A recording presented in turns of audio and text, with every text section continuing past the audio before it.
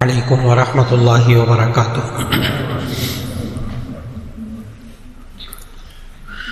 نحمده ونصلی علی رسوله الکریم، اما بعد فاعوذ باللہ من الشیطان الرجیم، بسم اللہ الرحمن الرحیم۔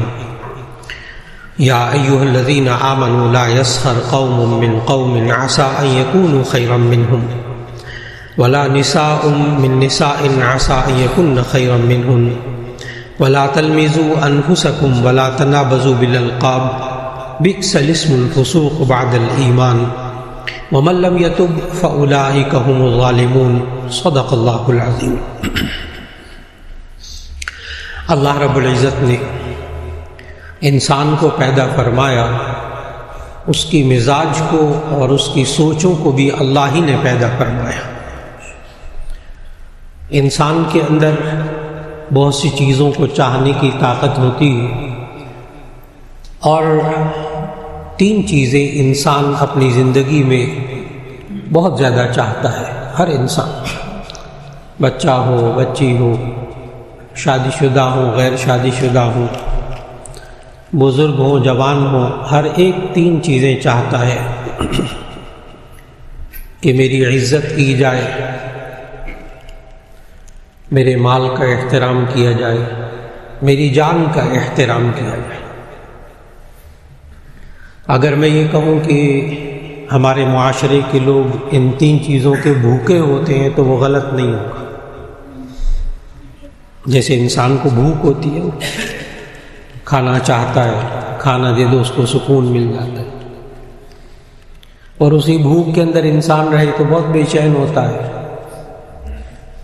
تو آج کے معاشرے کا انسان تین چیزوں کا بہت بھوکا ہے، ایک عزت کا، ایک جان کی حفاظت کا، اور ایک مال کی حفاظت کا۔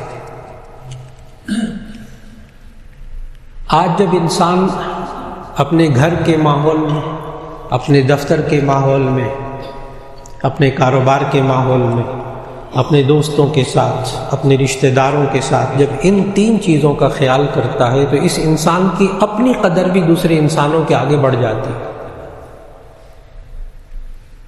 دوسرے انسان معاشرے میں ایسے انسان کو اچھا سمجھتے ہیں جو دوسروں کو عزت دیتا ہے، کوشش کرتا ہے کہ اس کی جان کو تکلیف نہ پہنچے، کوشش کرتا ہے کہ اس کے مال کا نقصان نہ ہو میرے ہاتھوں۔ تو ایسی صورت میں وہ انسان دوسرے انسان کو بھی اچھا سمجھتا ہے۔ آج کل انسان بعض رشتوں کے اندر ان تینوں چیزوں کو پامال کرتا ہے،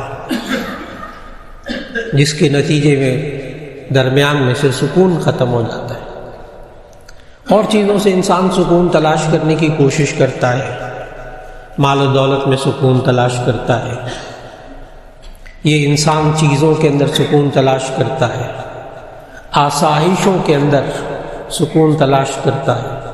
آسائشیں لگژری، یہ سہولت میں حاصل کر لوں، یہ سہولت گھر کے اندر لے آؤں تو مجھے سکون ہو جائے گا، اطمینان ہو جائے گا، لیکن ان تین چیزوں کا خیال نہیں کر پاتا تو وہی گھر کا ماحول بے سکونی کا ہوتا ہے۔ اس میں ایک انسان کے ذہن میں میاں بیوی کو ایک دوسرے کا ان تین چیزوں میں خیال رکھنا بہت ضروری ہے، فرض اور واجب ہے ایک دوسرے کے ذمے، جتنا کر سکے۔ اب ہمارے معاشرے کے اندر سمجھا ہی نہیں جاتا کہ بیوی کی عزت بھی کرنی ہے، اور بیوی اگر یہ ذہن بنا لے کہ شوہر کی عزت کی کوئی ضرورت نہیں، اور میاں بیوی ایک دوسرے کی جان کو اور ایک دوسرے کے مال کو نقصان پہنچانے کے درپے ہو جائے، سوال ہی پیدا نہیں ہوتا کہ اس گھر کے اندر سکون نام کی بھی چیز ہو۔ یہی حال کاروبار کے اندر ہے، کاروباری دوستوں میں ایک دوسرے کی جان کا احترام کریں، مال کا احترام کریں، اس کی عزت کا احترام کریں۔ مشکل، اتنا آسان نہیں ہے، مشکل، لیکن اس کا پھل بھی تو بہت ملتا ہے۔ آج اپنے رشتہ داروں کے اندر انسان تین چیزوں کا خیال رکھ لے کہ میں اس کی عزت کروں گا، اس رشتہ دار کی، مجھ سے اس کو جانی اور مالی نقصان نہ پہنچے، وہی رشتہ دار عزت کرتے۔ اور رشتہ داروں کے اندر عموماً تعلقات کے ٹوٹنے میں یہی 3 چیزوں میں سے کوئی ایک چیز ہوتی ہے۔ نبی کریم صلی اللہ علیہ وسلم نے جو معاشرہ سکھایا، اور اللہ تعالیٰ نے قرآن مجید میں خاص طور پر سورہ حجرات، اس میں اللہ تعالیٰ نے آداب سکھائے یہ والے زندگی کے۔ اس میں سے ایک آیت آج جو تلاوت کی اللہ نے توفیق کی سورہ حجرات میں سے، وہ ایسی بات ہے کہ جس کو ہمارے معاشرے میں عام طور پر محسوس ہی نہیں کیا جاتا کہ یہ بھی کوئی اہم چیز ہے، اور اللہ تعالیٰ نے اس آیت میں چند نصیحتیں فرمائی، 3 نصیحتیں فرمائی اللہ نے اس آیت کے اندر۔ اور بار بار یہ عرض کروں گا کہ یہ ذہن میں رکھیے گا کہ وہ خالق ہے، اس نے انسان کو پیدا کیا ہے۔ شروع میں نے عرض کیا کہ انسان کے مزاج سے زیادہ واقف اللہ سے زیادہ نہیں ہو سکتا۔ انسان کی سوچوں اور اس کی چاہتوں کے بارے میں سب سے زیادہ واقف ہے تو وہ اللہ ہے۔ اس اللہ نے پھر ہدایت دی ہے اب زندگی کیسے گزارو گے۔ یا ایھا الذین آمنوا لا یسخر قوم من قوم عسى ان یکونوا خیرا منهم ولا نساء من نساء عسى ان یکن خیرا منهن۔ اے لوگوں، تم ایک دوسرے کا مذاق نہ اڑاؤ، تمسخر نہ کرو۔ ہم اردو میں اس کا ترجمہ مذاق اڑانا کرتے ہیں۔ ایک لفظ ہوتا ہے مذاق کرنا، جسے مزاح کرنا کہتے ہیں، تو وہ چونکہ مذاق اڑانا اور مذاق کرنا دونوں ملتے جلتے لفظ ہیں تو بات واضح نہیں ہوتی۔ لیکن جب ہم احادیث کا مطالعہ کرتے ہیں تو ہمیں معلوم ہوتا ہے کہ نبی کریم صلی اللہ علیہ وسلم نے اور اللہ تعالیٰ نے ان دونوں الگ الگ لفظ استعمال کیے۔ مذاق اڑانے کو کہتے ہیں تمسخر، اور مذاق کرنے کو کہتے ہیں مزاح۔ دونوں کے لیے عربی میں الگ الگ لفظ۔ مزاح خوش طبعی، ہنسی کر لینا، دل لگی کر لینا، جائز، لیکن اس کے لیے بھی کچھ شرائط ہیں۔ تمسخر کہتے ہیں، تمسخر کی تعریف مفسرین نے لکھی کہ تمسخر کہتے ہیں کسی کے عیب، کسی کی کمزوری کو بیان کر کے ہنسنا۔ کسی کی کمزوری، کسی کے عیب کو بیان کر کے ہنسنا، اس کو تمسخر کہتے ہیں۔ اور مفسرین نے اس آیت کی تفسیر میں لکھا کہ تمسخر کسی صورت میں جائز نہیں، کوئی استثناء نہیں ہے، کوئی استثناء نہیں۔ مزاح کے بارے میں ہے کہ یہ جائز ہے، یہ ناجائز ہے، وہ بھی عرض کرتا ہوں، لیکن تمسخر کے بارے میں کیوں؟ اس لیے کہ اس سے انسان اپنی بے عزتی محسوس کرتا ہے، بے عزتی محسوس کرتا ہے۔ اور بسا اوقات انسان معاشرے میں جب دیکھتا ہے باقی بھی خوش ہو رہے ہیں، چلو میں بھی خوش ہو جاتا ہوں، جس کا مذاق اڑایا جا رہا ہے وہ بھی خوش ہو جاتا ہے، وہ بھی ہنستا ہے، کہکے لگاتا ہے ساتھ محفل میں بیٹھے۔ آج کل شادی بیاہ ولیموں کا دور ہے۔ ایک ولیمے میں حاضری کی توفیق ہوئی تو ایک ڈاکٹر صاحب مل گئے، ماشاءاللہ بہت بڑے سرجن ہیں، ساتھ ساتھ چلنے لگے، داخل ہو گئے، ایک میز نظر آئی، وہاں بیٹھ گئے، ان کے دوست بھی بیٹھے ہوئے تھے، بس جا کے بیٹھے ہیں، تھوڑی دیر بعد لطیفے شروع ہو گئے، وہی تمسخر۔ اب یہ ایک ڈاکٹر تھے، باقی مختلف تھے، کوئی تاجر تھے، کوئی کچھ تھے، اور وہ ڈاکٹر صاحب کے لطیفے سنانے، ڈاکٹر صاحب کے بلکہ ڈاکٹروں کے لطیفے سنانے شروع کر دیے۔ یہ سرجن جو ہوتے ہیں یا تولیہ بھول جاتے ہیں اندر پیٹ کے اندر، کینچیاں بھول جاتے ہیں، اور یہ اس طرح کے لطیفے سنائے مختصر۔ خیر وہ ڈاکٹر صاحب بھی ہنستے رہے، مسکراتے رہے۔ چند دن کے بعد پھر ایک اور ولیمے میں جانا ہوا تو اب اللہ کی شان پھر وہ ڈاکٹر صاحب مل گئے، وہی ان کے قریب قرب و جوار کے لوگ تھے جن کی وہ شادی تھی، تو وہی گروپ بیٹھا ہوا تھا ایک میز کے اوپر۔ تو میں نے ڈاکٹر صاحب سے کہا، میں نے کہا وہاں بیٹھتے ہیں ساتھی بیٹھے ہوئے، تو مجھے کہہ رہے کہ نہیں کسی اور جگہ بیٹھتے ہیں۔ میں نے کہا چلے کسی اور جگہ بیٹھ جاؤ۔ وہ کسی اور جگہ جا کے بیٹھ گئے۔ جب بیٹھ گئے نا تو میں نے گزارش کی، میں نے کہا جی وہ آپ اپنے ساتھیوں کے پاس کیوں نہیں بیٹھے؟ بڑے اچھے ساتھی ہیں، بڑے جولی مزاج کے، مشتبہ قسم۔ کہنے لگے نہیں وہ پہلے میں بیٹھا تھا پچھلی دفعہ جا کے تو وہ سارا وقت میرا مذاق اڑاتے رہے۔ اب آپ نے دیکھا ایک پڑھا لکھا انسان اس وقت ان کے ہنسی کے ساتھ شریک ہو گیا، لیکن اس کے دل میں ایک کانٹا چبھ گیا کہ میں اس کے پاس بیٹھا تھا اور اس نے میرے پروفیشن کا مذاق اڑایا تھا۔ انسان کے پاس جو ہنر ہوتا ہے، جو ہنر ہوتا ہے انسان کے پاس، جو انسان کے پاس جو جس پروفیشن میں لگا ہوتا ہے، ظاہر ہے اس میں زندگی گزاری ہوتی ہے۔ اب اسی انسان کے پروفیشن کا مذاق اڑانا انسان شروع کر دے، کوئی وکیل ہے اس کے وکیل کا مذاق اڑانا کر دے، جو پروفیسر اس کے پروفیسر ہونے کا مذاق اڑانا شروع کر دے، کوئی ڈاکٹر ہے بیٹھ کے لطیفے سنائے اس کے ڈاکٹر کی بے عزتی کرے، تو وہ محسوس کرتے ہیں اس بات کو۔ تمسخر ایک ایسی چیز ہے، میں نے بتایا وہ خالق نے منع کیا ہوا ہے۔ کوئی ماہر اخلاقیات، کوئی بڑا اسکالر کی جس نے انسانوں کے بارے میں بڑی ریسرچ کی ہے، یہ اس کا کہنا نہیں ہے، یہ اس کا کہنا ہے جس نے انسانوں کو پیدا کیا، اس کو پتہ ہے کہ یہ چیز ایسی ہے جو انسانوں کے درمیان توڑ پیدا کرتی ہے۔ یہی حال بیوی کا ہے، یہی حال بچوں کا ہے۔ اب انسان گھر میں بیوی کے سسرال والے آ جائیں یا اپنے خاندان والے آ جائیں، لڑکے والے لڑکی والے، اور ان کے سامنے بیوی کا مذاق اڑایا جائے تو وقتی طور پر وہ بھی ہنستے ہیں، ہنسی مذاق کر کے بات کو ختم کر دیتے ہیں، لیکن ایک پھانس چبھ جاتی ہے، کانٹا چبھ جاتا ہے دل میں کہ اس نے میرے باقی رشتہ داروں کے سامنے میرا مذاق اڑا کر مجھے ذلیل کیا تھا۔ بعض کہہ دیتے ہیں منہ سے، بعض دبا لیتے ہیں، لیکن ایک معمولی باتیں ہیں جس سے معاشرے کے اندر دلوں میں توڑ پیدا ہوتا ہے۔ اللہ نے اس سے بچنے کی تلقین کی، مزاح کی اجازت دی، خوش طبعی کی اجازت دی۔ نبی صلی اللہ علیہ وسلم بھی مزاح فرماتے تھے، معمول نہیں تھا مزاح کرنے کا، لیکن مزاح فرماتے تھے، صحابہ ستہ کی احادیث ہیں۔ اور بسا اوقات مزاح کرتے تھے نبی صلی اللہ علیہ وسلم تو اکثر سنجیدہ رہتے تھے، کبھی کبھی مزاح فرماتے تھے، خوش طبعی فرماتے تھے۔ تو جامع ترمذی کی حدیث ہے کہ ایک صحابی نے پوچھ لیا، اتمازحونا یا رسول اللہ، اے اللہ کے رسول آپ ہم سے مزاح کرتے، یعنی آپ تو سنجیدہ رہتے ہیں، تو کیا آپ بھی ہم سے مزاح کرتے؟ اس کے جواب میں جو نبی صلی اللہ علیہ وسلم نے جامع ترمذی کی حدیث میں بتایا نہ، فرمان لگے انی لا اقول الا حقا، میں مزاح بھی کرتا ہوں وہ بھی حق ہوتا ہے، اس میں بھی جھوٹ نہیں ہوتا، میں مزاح کرتا ہوں وہ بھی حق ہوتا ہے۔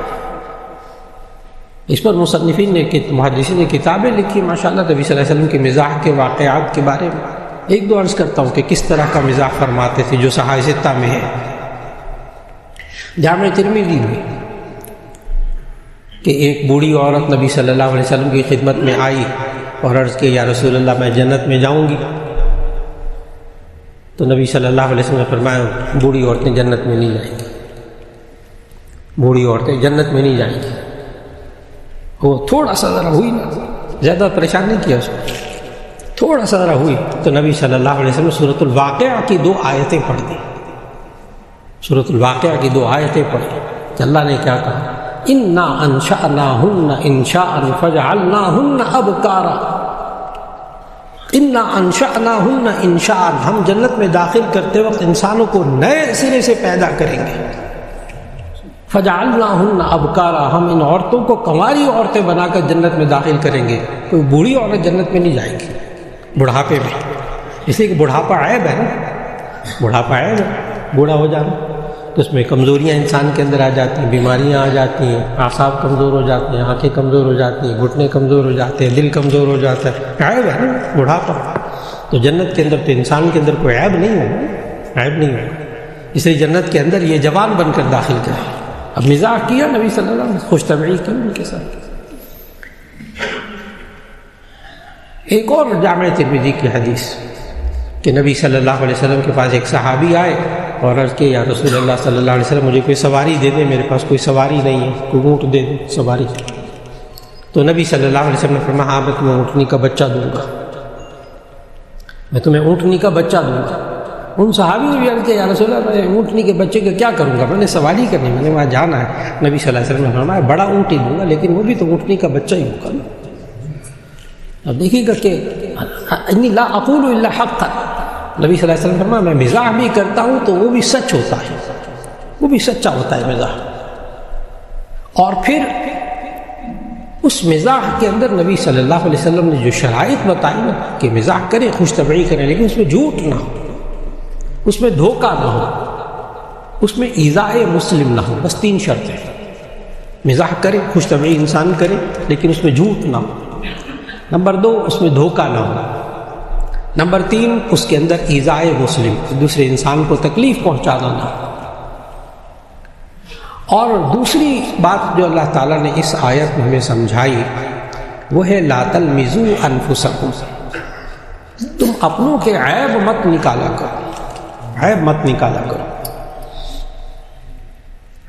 یہ انسان جب اس کا مزاج بن جاتا ہے دوسروں کے عیبوں پر نظر رکھنے کا، تو ایسی صورت میں، اور پھر ظاہر ہے جب نظر رکھتا ہے تو بیان بھی کرتا ہے، بیان بھی کرتا ہے۔ جب بیان کرے گا تو وہ غیبت ہوگی، اگر وہ عیب اس کے اندر ہوا تو غیبت ہوگی، اور اگر وہ عیب اس پر نہ ہوا اس کے اندر تو یہ تہمت ہوگی۔ اگر وہ برائی اس کے اندر نہ ہوئی تو تہمت ہوگی۔ آج ہم معاشرے کے اندر رہتے ہوئے جب گھروں کے اندر بھی ہم میاں بیوی آپس میں، بچے آپس میں، بچے بچیاں، بہن بھائی ایک دوسرے کے عیبوں پر نظر رکھتے ہیں تو بہت سیدھی سی بات ہے وہ کبھی کبھی عیب بیان بھی ہو جاتا ہے۔ آپ خود سوچیں کہ کوئی انسان معاشرے میں ایسا ہو کہ جسے پتہ چل جائے فلاں بندہ میری غیر موجودگی میں میری برائیاں کرتا ہے، ظاہر ہے دل میں کانٹا تو چبھ جاتا ہے، دل میں کانٹا تو چبھ جاتا، وہیں سے دوری شروع ہو گئی۔ اس لیے نبی صلی اللہ علیہ وسلم نے دوسروں کے عیبوں کے پیچھے پڑنے سے منع فرمایا، اور نبی صلی اللہ علیہ وسلم نے جس شدت کے ساتھ اس کو بیان فرمایا نا، وہ الفاظ بڑے سخت ہیں، لیکن میں حدیث کا ترجمہ عرض کر دیتا ہوں۔ نبی صلی اللہ علیہ وسلم نے فرمایا جو کسی کے عیب کو ڈھانپتا ہے اللہ تعالیٰ اس کے عیبوں کو ڈھانپتا ہے۔ من ستر سترہ اللہ، یہ اللہ کا نظام ہے۔ من ستر سترہ اللہ، جو دوسروں کے عیبوں کو ڈھانپتا ہے اللہ اس کے عیبوں کو ڈھانپتا ہے۔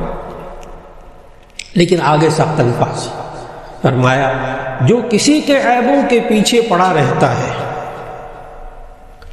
اللہ اس کے عیبوں کے پیچھے پڑ جاتا ہے۔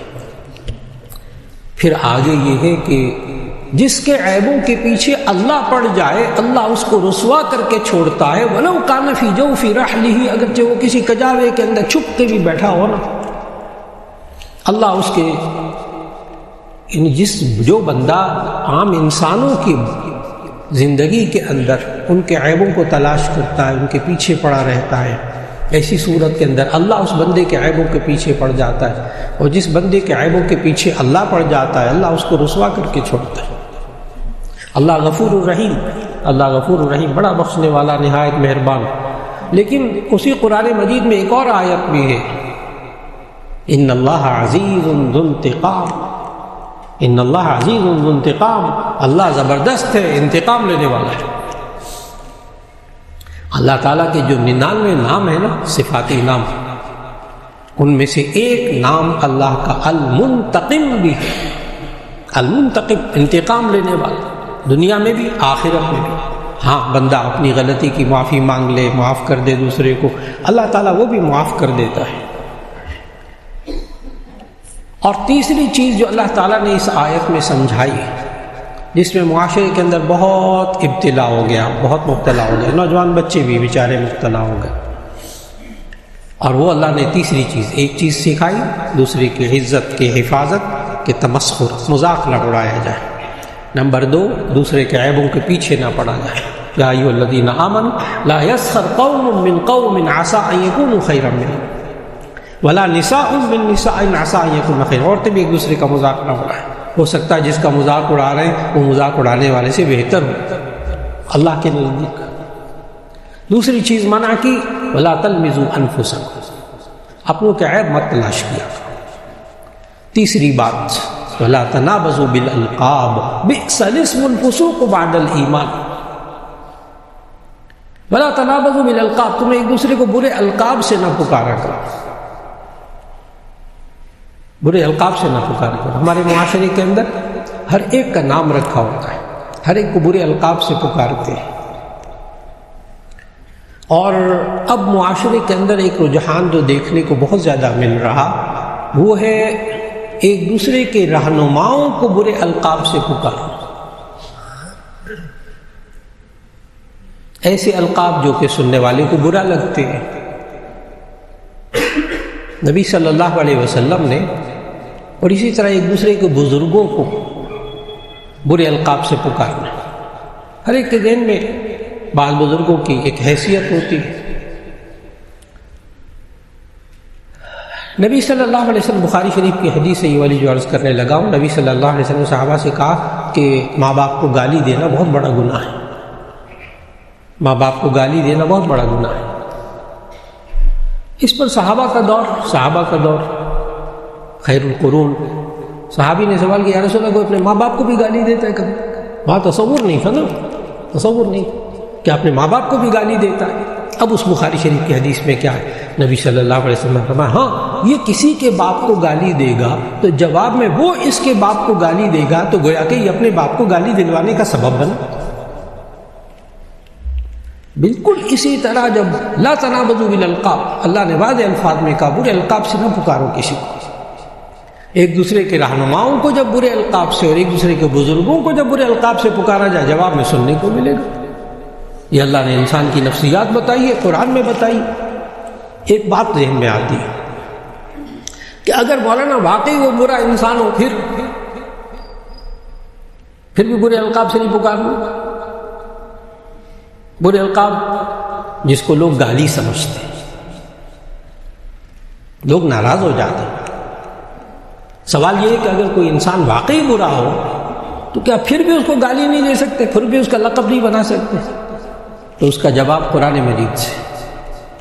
دیکھیے شرک سب سے بڑا گناہ، اور مشرک جن بتوں کی عبادت کرتے تھے ان کو اللہ نے خود قرآن مجید میں گندگی کہا. سورہ مائدہ آیت نمبر 90 میں اللہ نے خود اس کو گندگی کہا. انما الخمر والمیسر والانصاب والازلام رجس من عمل الشیطان. اتنی گندگی کہا، یعنی بتوں کو گندا کہا اللہ نے، بری چیز ہے. ان بتوں کو جو ہے بری چیز، ہاں وہ بت غلط ہیں، یہ اللہ نے دلائل سمجھایا کہ آپ دلیل دیں کہ یہ نفع نقصان کے مالک نہیں ہوتے، نہ نفع پہنچا سکتے ہیں نہ نقصان پہنچا سکتے ہیں. لا یملکون من قطمیر، یہ کھجور کی گٹھلی کے چھلکے کے بھی مالک نہیں ہوتے، ان کے اختیار میں کچھ نہیں ہے، تمہارے ہاتھوں کے بنائے ہوئے بت ہیں. دلائل سے بات کریں لیکن گالی نہ دیں. کیوں یہ بات اب میں آیت پڑھنے لگا اس سوال کے جواب میں کہ اگر واقعی کوئی انسان برا ہو کیا پھر بھی برا لقب نہیں رکھ سکتے؟ تو اس کا جواب کہ شرک کرنے والوں کے بت، مشرکین کے بت، گندگی اللہ نے خود قرآن میں کہا کہ بری چیز ہے. لیکن اللہ نے نبی صلی اللہ علیہ وسلم کو خطاب کر کے قرآن مجید میں کیا فرمایا؟ لا تسبوا الذین يدعون من دون اللہ فیسبوا اللہ عدوا بغیر علم کذلک زینا لکل امۃ عملهم.